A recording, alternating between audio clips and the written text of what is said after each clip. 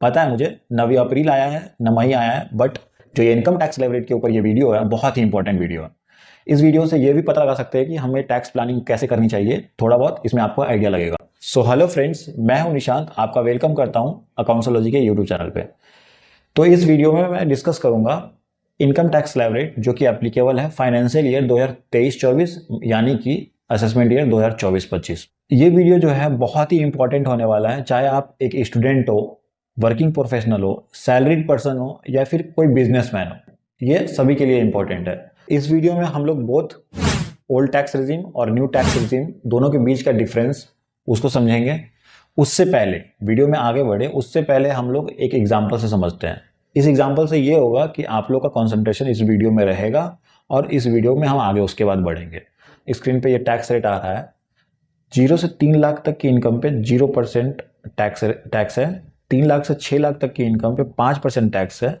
6 से 9 लाख तक की इनकम पे 10% टैक्स है। 9 से 12 लाख तक की इनकम 15% टैक्स है। 12 से 15 लाख तक की इनकम पे 20% टैक्स है। वैसे ही 15 लाख से ऊपर की इनकम पे 30% टैक्स है। एग्जाम्पल के लिए मान लेते हैं कि टोटल इनकम जो है 12 लाख है। अब इस पे एक ऑप्शन मैं देता हूं कि 90,000 टैक्स निकलेगा, दूसरा ऑप्शन मैं देता हूं कि 1,80,000 टैक्स निकलेगा। आप चाहे तो 10 सेकेंड के लिए अपना वीडियो पॉज कर सकते हैं और उसके बाद कैलकुलेट करके ऑप्शन आपको निकालना है। कुछ लोगों का आंसर ए आया होगा और कुछ लोगों का ऑप्शन बी आया होगा, बट इसका सही आंसर ए है। मतलब कि कुछ लोगों ने जो डायरेक्ट ही 12 लाख के ऊपर पे देखा इनकम हो रहा है तो 20% का टैक्स लगा दिया, बट एक्चुअली में जो इनकम टैक्स रेट होता है वो मार्जिनल होता है। जैसे मतलब कि जितना इनकम बढ़ता जाएगा उस बढ़े हुए इनकम पे जो स्लैब रेट के हिसाब से जो टैक्स निकल रहा है वो टैक्स लगाएंगे। जैसे जैसे किसी व्यक्ति की इनकम बढ़ती है वैसे वैसे ही वो टैक्स रेट भी बढ़ता रहता है और उस बढ़े हुए इनकम पे स्लैब के हिसाब से इनकम टैक्स लगाया जाता है। आइए हम लोग अब स्क्रीन पे चलते हैं। अब जो इनकम टैक्स स्लैब रेट है जो फाइनेंशियल ईयर 2023-24 यानी कि असेसमेंट ईयर 2024-25 के लिए एप्लीकेबल होने वाला है उसको समझेंगे। ओल्ड रिजीम में और न्यू रिजीम में इस स्लैब रेट में क्या डिफरेंस है वो भी देखने को मिलेगा हमें। ओल्ड रिजीम में क्या है बेसिकली एक डिफरेंस कि यहाँ पे 3 कैटेगरी बांटी गई है। 3 कैटेगरी कौन सा? एक तो 60 साल से नीचे वाले लोगों के लिए, एक कैटेगरी 60 से 80 साल के बीच वाले लोगों के लिए और एक 80 से ऊपर वाले लोगों के लिए। बट न्यू रिजीम में आपको देखने के लिए मिल रहा होगा कि इसमें कोई कैटेगरी नहीं है, जिस उम्र के भी लोग हो सब पे एक ही टैक्स रेट लगेगा। अब देखिए 60 से नीचे वाले लोगों का जो 2.5 लाख तक का इनकम है वो उस पर 0 टैक्स लगता है। 2.5 से 3 लाख तक के बीच के इनकम पे 5% टैक्स लगता है। 3 से 5 लाख तक के इनकम पे 5% टैक्स लगता है। 5 लाख से 10 लाख तक के बीच की इनकम पे, वर्ड को गौर करना आप लोग, बीच की इनकम पे 20% टैक्स लगता है और 10 लाख से ऊपर की इनकम पे 30% टैक्स लगता है। वही 60 से और 80 के बीच में जो उम्र है उनकी 3 लाख तक की टैक्स एग्जाम्प्ट होती है और 80 से ऊपर के जो लोग हैं उसकी 5 लाख तक की इनकम एग्जाम्प्ट होती है। अब आते हैं न्यू टैक्स रिजीम में। न्यू टैक्स रिजीम में 3 लाख तक आपका इनकम एग्जाम्प्ट होता है जिस पे 0 टैक्स लगता है। 3 लाख से 6 लाख तक की इनकम पे 5% टैक्स लगता है। 6 से 9 लाख तक की इनकम पे 10% टैक्स लगता है। 9 से 12 लाख तक की इनकम पे 15% टैक्स लगता है और 12 से 15 लाख तक की इनकम पे 20% टैक्स लगता है। वही 15 से जो भी इनकम ऊपर जाएगी, 15 लाख से ऊपर वाली इनकम पे 30% टैक्स लगता है। तो हमने तो ये समझ लिया। अब एक पॉइंट आता है रिबेट का। रिबेट के बारे में बता दूं तो जो ओल्ड रिजीम के अंदर रिबेट है उसमें क्या है कि 5 लाख तक की इनकम पे जितना भी टैक्स बना आपका इस स्लैब रेट के हिसाब से वो रिबेट का कारण माफ हो जाएगा। मतलब 5 लाख तक की इनकम पे आपका टैक्स बना इस स्लैब रेट के हिसाब से वो बना 12,500 और वो 12,500 पूरा का पूरा रिबेट के कारण माफ हो जाता है। सेक्शन 87A का रिबेट आपको मिल जाता है। और वही न्यू रिजीम में देखे तो आपको 7 लाख तक की इनकम पे, न्यू रिजीम में देखे तो 7 लाख तक की इनकम पे आपको जो भी टैक्स लगेगा वो टैक्स निकल के आता है इस स्लैब के हिसाब से 25,000, और वो 25,000 रुपया आपका 87A के रिबेट के कारण माफ हो जाता है। मतलब 7 लाख तक की इनकम पे कोई टैक्स नहीं बनेगा आपका। अब कुछ मेजर पॉइंट्स हैं, उसको देख लेते हैं। कुछ इंपॉर्टेंट पॉइंट में मैंने पहला तो बता दिया कि उसमें 3 कैटेगरी बनी गई है एज के हिसाब से, बट न्यू टैक्स रिजिम में कोई कैटेगरी नहीं है, अलग अलग। एक रिबेट का भी पॉइंट मैंने डिस्कस कर दिया। 10 लाख तक की जो इनकम है उस पर 87A के कारण जो भी टैक्स बना वो रिबेट के कारण माफ हो जाता है।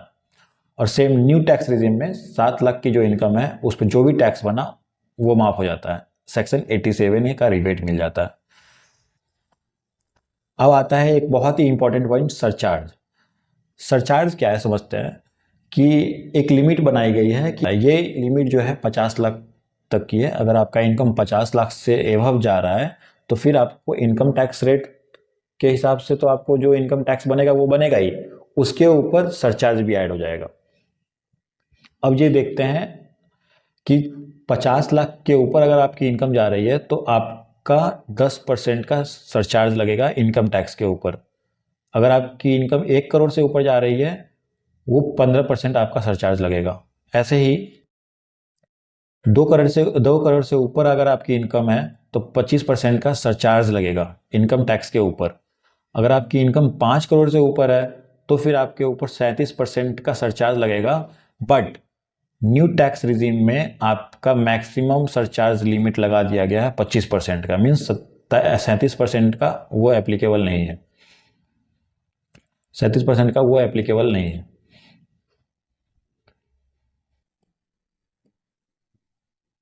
एक लास्ट पॉइंट आता है सेस का, हेल्थ एंड एजुकेशन सेस। वो क्या है, आपका जो भी टैक्स बनेगा उस पर 4% हेल्थ एंड एजुकेशन सेस भी ऐड होगा। अब आगे समझते हैं क्या है दोनों में डिफरेंस। एक तो रेट का भी डिफरेंस देखा आपने, रिबेट का भी डिफरेंस देखा कि दोनों में 87 का रिबेट का डिफरेंस, स्लैब रेट का डिफरेंस।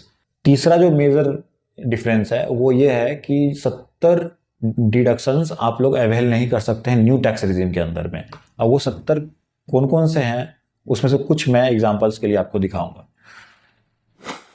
जैसे मैंने ऊपर बताया था कि 5.5 लाख तक का इनकम और इधर 7.5 लाख तक का इनकम, अगर आप सैलरीड पर्सन है तो आपका एग्जाम्प्ट हो जाएगा। कैसे कि स्टैंडर्ड डिडक्शंस आपको मिल जाता है 50,000 का दोनों ही तरफ, स्टैंडर्ड डिडक्शन 50,000 का दोनों ही तरफ मिलेगा आपको। उसके बाद आपकी इनकम 5 लाख बच जाती है और उस 5 लाख पे जो टैक्स बना वो बनता है ओल्ड रिजीम में 12,500, वो बिल्कुल टैक्स वो माफ़ हो जाएगा। और 7 लाख के ऊपर जो टैक्स बना 25,000 वो बिल्कुल माफ़ हो जाएगा।